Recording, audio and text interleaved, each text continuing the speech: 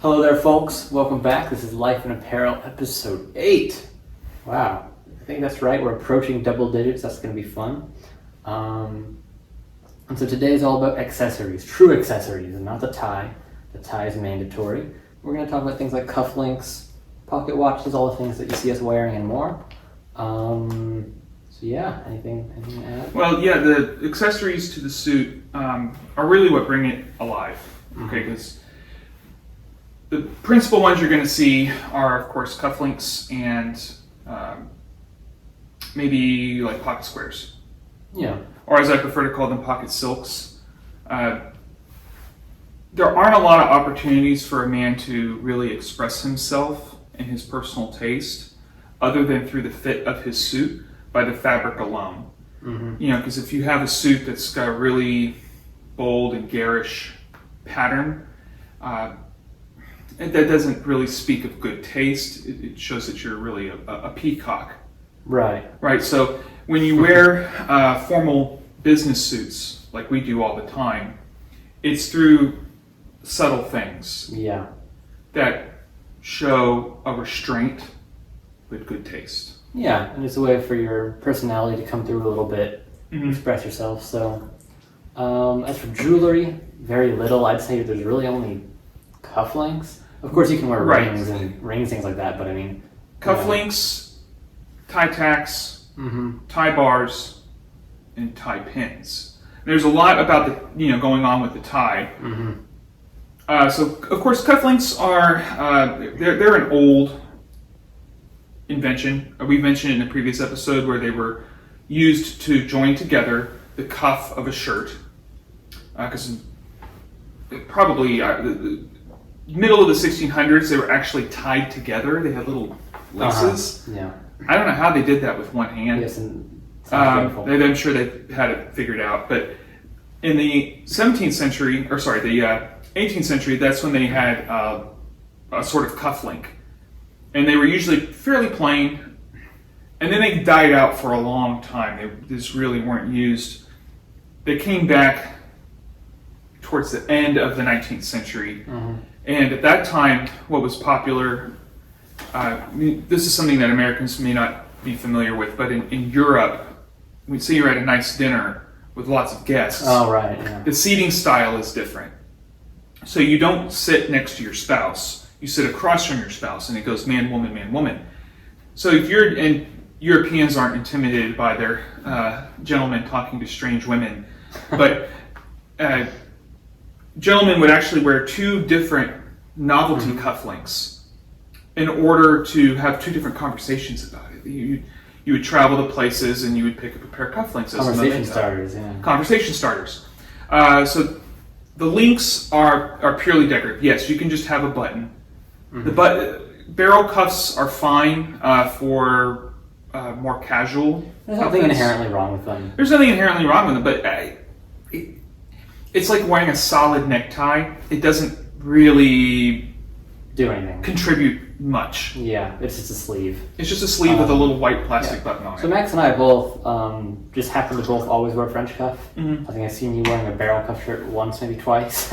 Ever. Only when I'm at the very end of my laundry cycle. Yeah. It's the last step before the blue shirt comes out. So every single one of my shirts has French cuffs. I always wear cufflinks every day.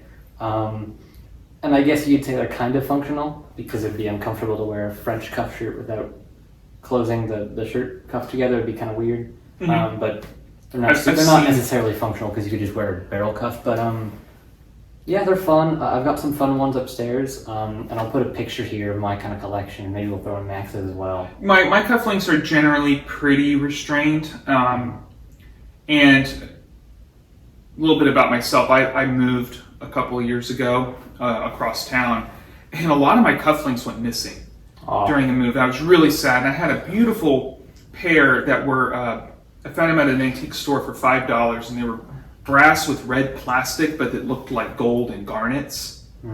And one of them went missing, just one. And then at that point, you might have to come in. And you're not in Europe, so I'm not in 1880s Germany.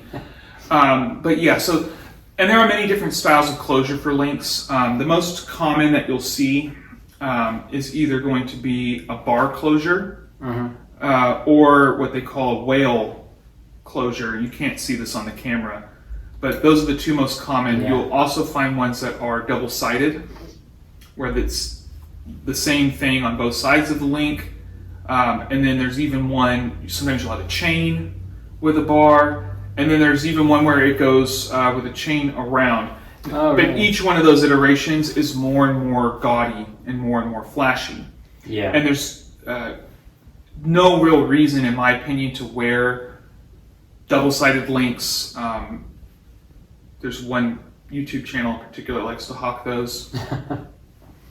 Sorry, I had a bad day yesterday. And then with the chains around, like, you're not getting more formal with it because more as flashy. because as you get more formal in the occasion, really the plainer your cufflinks generally become because they got to match studs or waistcoat buttons. Yeah. But yeah, so I'm personally very happy with my cufflink collection. I'm very fortunate to have some that have a lot of sentimental value.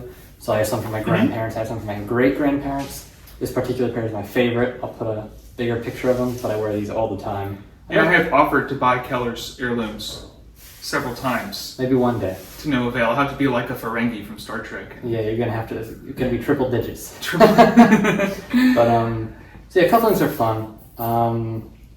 Yeah, there's a couple different styles. I have some old ones that I think are the chain one. So actually, I haven't worn them ever. And the chain is fine. Like I was talking about, it's when you start getting into like the real crazy mechanisms that, like I said, if you find those and they're there, buy them, great. But I wouldn't necessarily seek them out. That's a bit much. Yeah, there has to be something really special about it. Yeah, if you find it at like a flea market or a estate sale, that's kind of cool. But you know. But then there are also our tie accessories. Yep, and so we are wearing two today. I don't know if you want to show.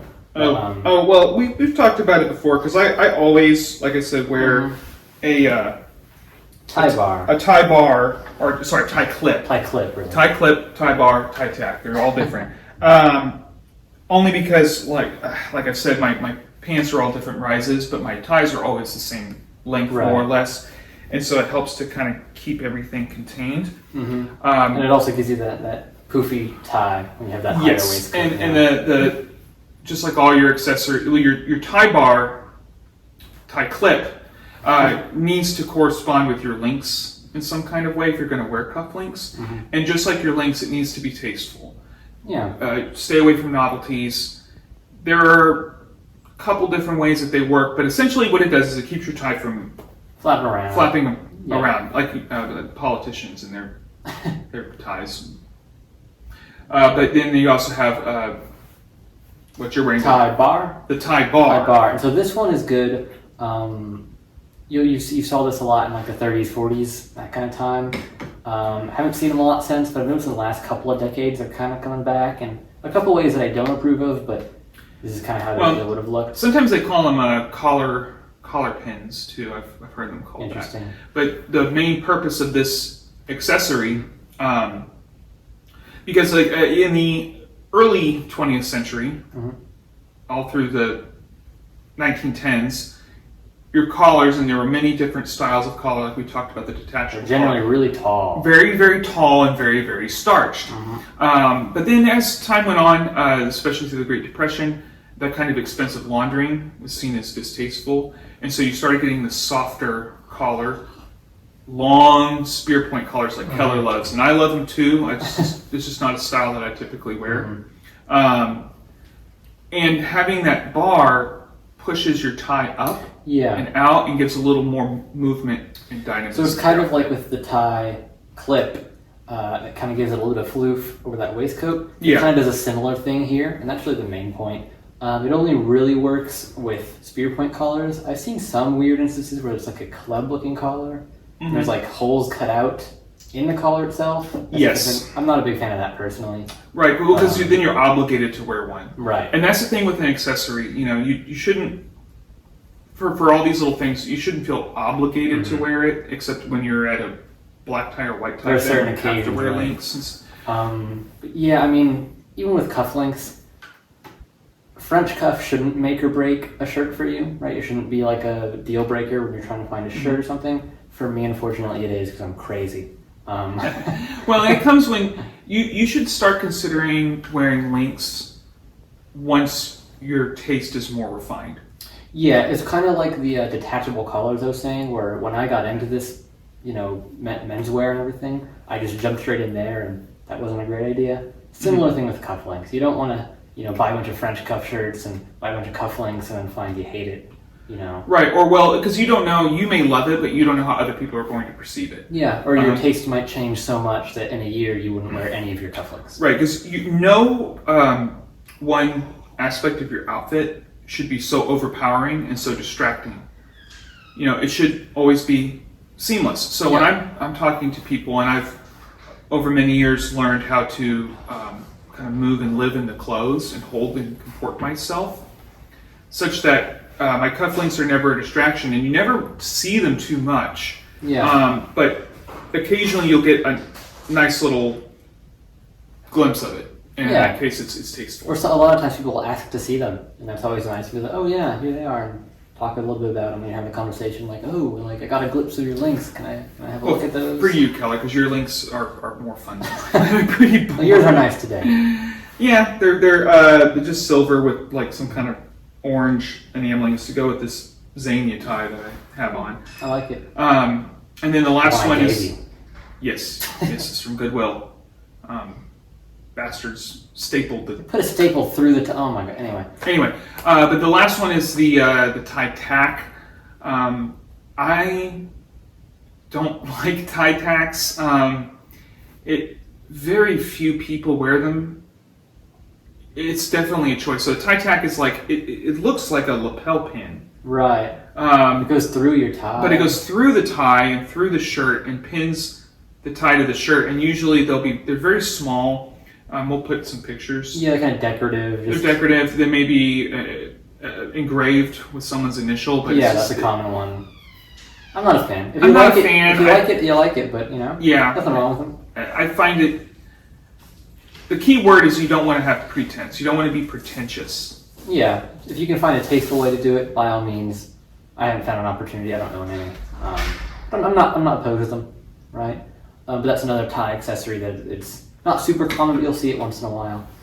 Well, and I think another one accessory is socks. Mm-hmm.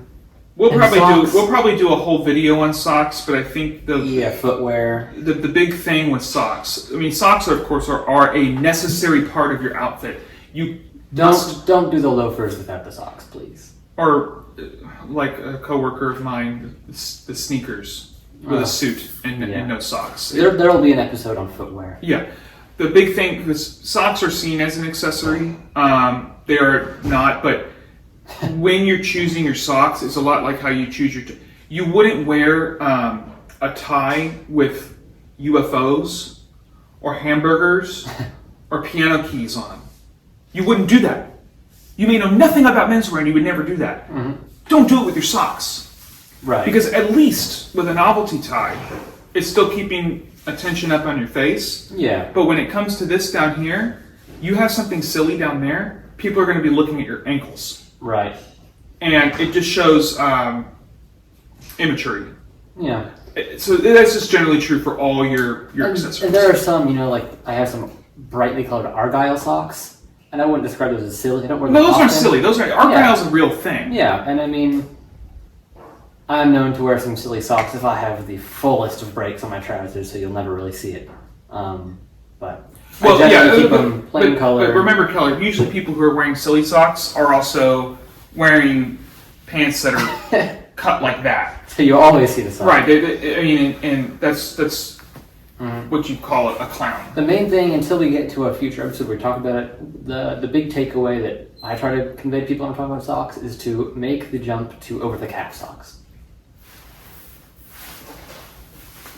Yeah. Yeah. The reason for that is because... The reasons are many. The reasons are many. I mean, like in our history of the suit episode, socks used to come up to here, right?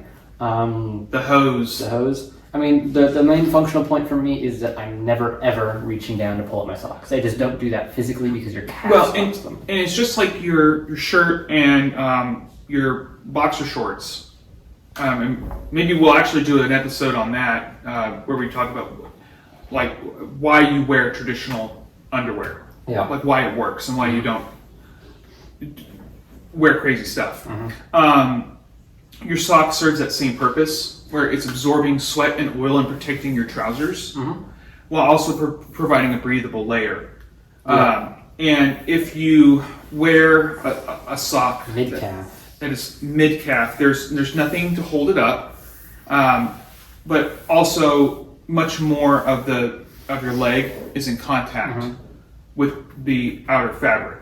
You know, when you're buying thrifted suits, very, very, very frequently, almost always, the pants are completely unlined. There's no layer of protection. So you want to have as much as you can to protect it from sweat and things. And then people will sometimes complain that over the calf socks I sweat too much. If you get high quality ones, it can help with the sweat. Yes, and there's one particular brand, and I did this in a previous episode where I did a spotlight on an eBay shop. There's a company out of North Carolina called Dapper Classics. Now their socks are a little pricey. The over-the-calf socks, as I recall, were like $25 a pair. But they were absolutely the best socks I ever owned. Comfortable socks are like a life changer. Right, and they're made of 100% cotton. The only elastication was at the very top, and I would buy them in usually like a darker muted color to coordinate with my tie. Easiest way to do it. Right, I'm not that flashy anymore, especially because most of my suits now are like a dark gray. But gray pinstripe. The other biggest thing with socks, why you wear over the calf socks, is that when you're sitting, especially if your hemline is quite high or you cross your leg, the worst thing possible is to have a hairy leg sticking out. And that would be a thing where I would have a gentleman getting married, beach wedding or whatever silliness, and he wanted to have high water pants with loafers and no socks. It's just immodest, really. It's immodest, and I would tell him, oh well, we can do that for you as long as you're prepared to shave your ankles. And he would go, oh well, I guess I'll wear socks after all. I go, yes, you will. Yes. I mean, in the grand scheme of things, getting off our high horses, it's not the worst thing. It's not the worst thing in the world, but I mean, from our perspective, like, it is a little immodest, and we notice those things. It's like, oh yeah, just not wearing any socks with those. All right, that's kind of well. But before we turn this into a 45-minute long video again, 2 more accessories. Let's hit a few more real quick. So, at one point in time, it would have been a necessity, absolutely. Nowadays, it's not. For me, it still is. When I leave the house, I try to have a hat. I just thought I'd grab this one because this one came in the mail today. It's a little bit novelty. This is a German police cap. I'm not sure how old it is. Not that old, don't worry. If someone can figure out what state this is, let me know. I found it at some point, but I forgot. Whatever Bundesland this belongs to. But yeah, just a little cap. This one I thought would be kind of cool for a summer one. It's a little more flashy than I thought it would. Well, you could actually do that with a blazer. Yeah. A blazer and some. That'd be very traditional. Right. Well, especially if you can find a club blazer. One day we'll talk about when we both managed to acquire a club blazer. They look like this. They're pretty cool. They're really cool. And then you wear it with some cream or white trousers. You've got that. Oh yeah. Wool crepe. Triple pleated. Triple pleated. You know, and you wear a hat like that when you go out on a boat or go for like a canoe ride. Yeah, or some summer activity. Right, and then that's part of what life in apparel is, right? Because when you have events or just your everyday daily activities, everything kind of goes together. You're dressing everything for it, comes. It facilitates the attitude and the mindset as well. It's coherent and it makes sense. So hats, we'll do a whole video on hats. Absolutely, because to me they're necessary. And I have a big hat collection. Here's a couple pictures just to give you an idea. I make my own hats, so here are the ones that I've made. I already have a picture of that. I don't have to take a new one. But yeah, I mean, at one point in time, they would wear them every day. Like, a man would not be seen, or woman would be seen outside without a hat in public. Nowadays, that's not true for most people. Right. And Max will usually have a hat. I'll usually have a hat as well. Yeah, and there are many. hats kind of straddle the line between accessory and necessity. Yeah. Depending on your climate, depending on the occasion, because I know for me, my ancestry is from Central and Eastern Europe. Hats are very necessary here in Texas, where the sun is extremely harsh and it's very hot. To keep the sun off your face. Bringing up Texas, though, the important thing is no ball caps. Yes, and No. generally, No. no ball caps. No, please. There's no reason to wear a ball cap unless you're playing baseball. There's nothing worse. Ball cap with a suit, it's childish. No, it's extremely childish. And when we do an episode on hats, we'll talk about etiquette and everything. Yeah. And that's an episode where I'll be able to talk a lot more than little old Max here, because I know all about the hats. I'm not a big hat snob. I'm a hat snob more than I am a clothes snob. I have some cheap hats. They're wool felt hats, and they're just like a soft, crushable wool. I'll make you some rabbit fur ones. They'll be No, you need to make that hat out of my cat's fur. Right. Felt that up. Anyway, hats just like a suit. There is a hat for every occasion. There is. Mm-hmm. Doesn't matter if it's 100 degrees in the summer. You got straw hats for that. I have that nice boater that you've seen on our Instagram. Tons of hats. We'll talk about all of them. But then another thing is timepieces. So that you have watches and pocket watches. Really, I'm not sure if there's anything else really. Yeah, and because men's wear is pretty austere. So we don't go too crazy. Yeah. With timepieces, just like all your accessories, less is more. Yeah. Find things of quality, but not gaudy. I personally do not wear a wristwatch, but I also don't wear a pocket watch because I like to maintain like a certain symmetry. There's nothing wrong with a pocket watch. Or a watch.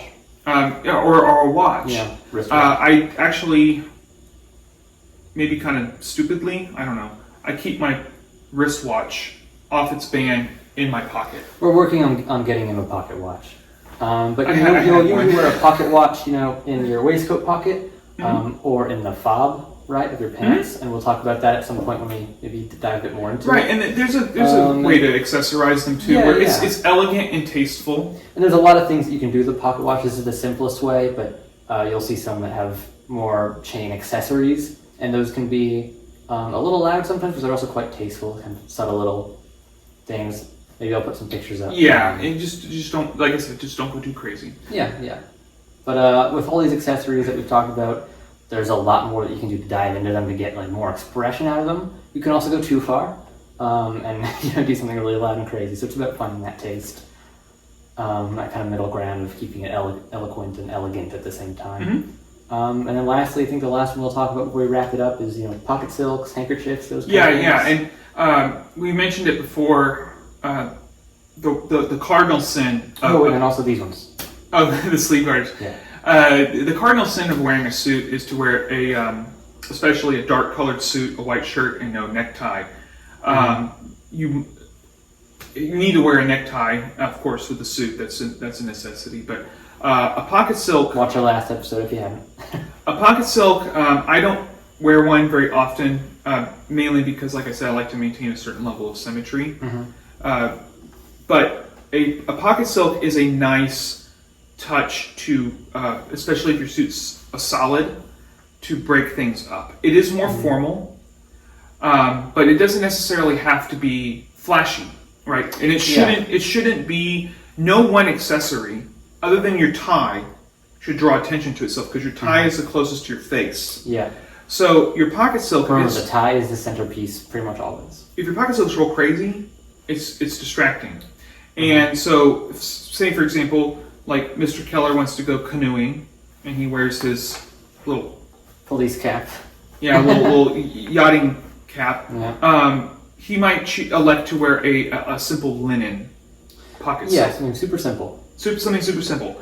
And then if you are wearing, say, a navy suit with a very, very nice dark red 7-fold tie, maybe like a cream colored, solid, something solid. Yeah. Your pocket silk, and you're going to see this all over the place. We're just repeating it for the millionth time.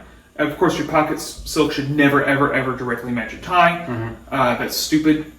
It will make you look like a clown. Costume, yeah. to bring up Star Trek again one last time, because you'll find out that I love Star Trek. There's an episode called A Piece of the Action. Half the episodes are titled in a reference. Yeah, and A Piece of the Action, and it's where they go to the planet where everyone's a Chicago mobster. Because they had the book. Anyway, everyone in the episode is wearing, and we'll put a picture, is wearing ties that exactly match their pocket silks. And that's what you look like. Don't look like that. I've seen it decent a couple of times. It's rare. Usually the way it works is if your pocket silk coordinates their tie somehow in a very subtle way. Yeah, I would like it to bring out like a secondary color. Yeah. So like my tie has a little bit of blue in it, so I might do like a real pale powder blue. Light blue or something cream with a little bit of blue in it, or something like that, right? Personally, I don't own any pocket silks. I'm kind of picky about them. If I did, I'd probably wear them more. But usually what I'll do is I have like a cotton handkerchief, similar deal, like a proper handkerchief and a functional one, and I'll usually stuff that in there. And there's absolutely nothing wrong with that. Yeah, that's really what it came from, and that's what its point was. Yeah, and so it kind of ties at the end a little bit, a little bit of white showing in the pocket, and it's functional. And if you elect to wear one, it needs to say something, not loudly, but it needs to say something. Don't do the Jimmy Fallon where it's just a little white line. Yeah, that doesn't do anything. Sometimes you'll see like suits that have like a little silk like tab in there that you're supposed to. Oh, it's the pocket lining. Yeah. Yeah, because they're cheap. It matches the lining in your jacket, and you go. Anyway, that's stupid. Last thing, because we've gotten a couple comments about it again. Sleeve garters. To tell the story briefly again, when shirts began being mass produced, they were all at 38 length. Is that right? Something like that. Ridiculously long. They're like down to the end of my thumb or something.